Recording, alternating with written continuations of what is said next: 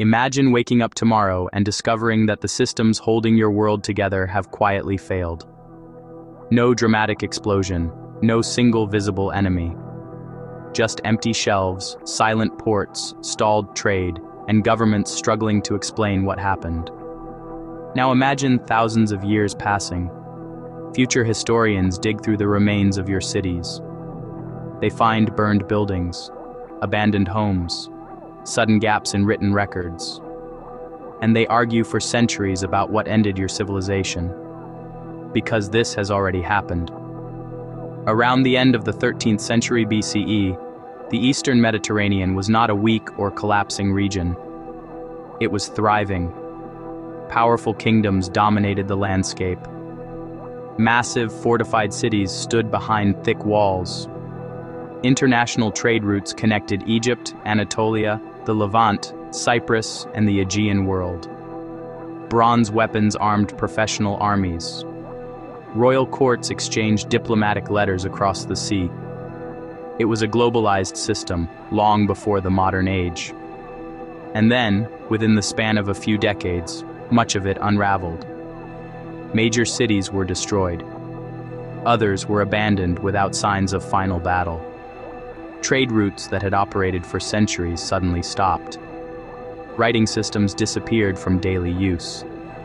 Entire kingdoms that had once commanded armies simply vanished from the historical record.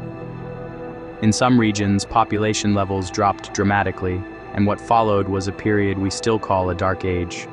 Historians refer to this as the Late Bronze Age collapse, but naming it does not explain it, because more than a century of research later, scholars still cannot agree on what actually caused it.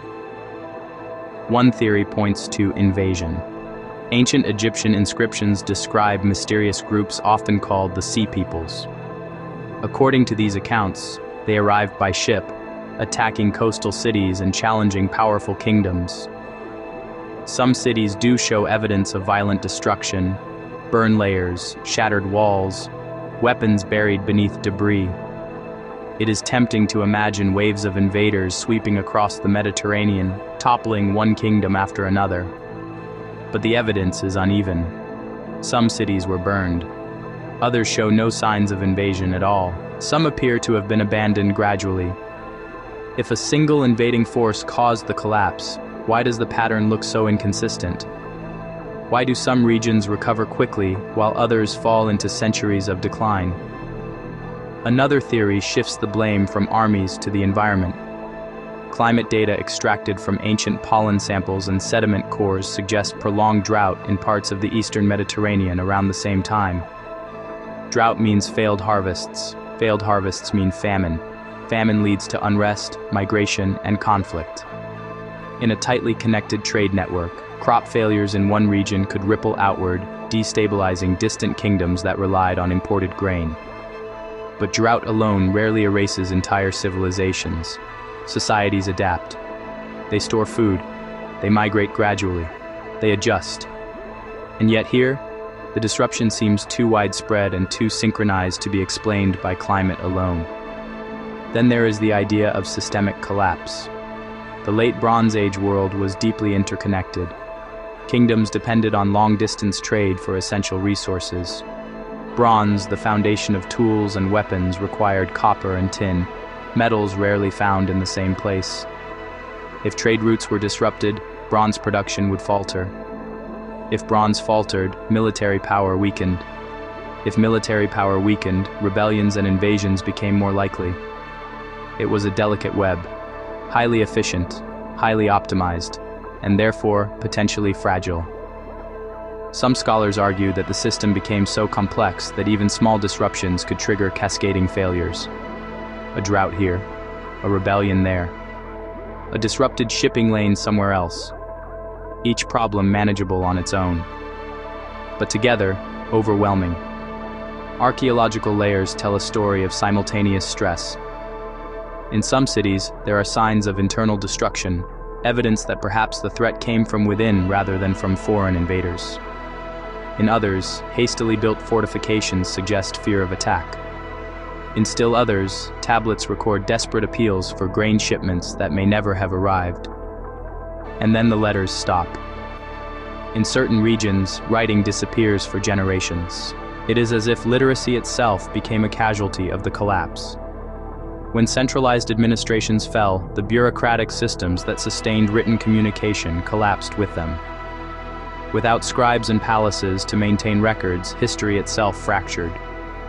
This is one reason historians still debate the cause. The evidence is incomplete, fragmented, sometimes contradictory. If invasion was the primary cause, why do some inland cities collapse without clear signs of battle? If drought was decisive, why do some fertile areas decline while others survive? If systemic fragility was to blame, what was the initial spark? Perhaps the most unsettling possibility is that there was no single cause at all. Instead, imagine multiple stresses converging in a short period of time. Climate instability weakens agricultural output. Food shortages fuel social unrest. Trade networks falter under pressure. Displaced groups migrate in search of survival, increasing regional tension. Local uprisings erupt. External raids exploit weakened defenses. Political alliances fracture. Individually survivable events. Collectively catastrophic. In this model, the collapse is not a dramatic moment. It is a tipping point. For generations, the late Bronze Age world had grown increasingly interconnected. Diplomatic marriages tied royal families together. Trade ships moved constantly between ports. Armies depended on imported materials. Economies were built on assumptions of stability. The system worked until it didn't.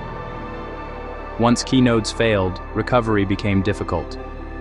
If a port city burned, trade slowed. If trade slowed, resources became scarce. If resources became scarce, political legitimacy weakened. If rulers could not provide stability or food, internal revolts became more likely. Each failure fed the next. And within perhaps 50 years, a brief span in historical terms, much of the old order was gone. What followed was not immediate annihilation, but transformation. Smaller communities replaced centralized palaces. Local cultures evolved. New powers eventually rose from the ashes.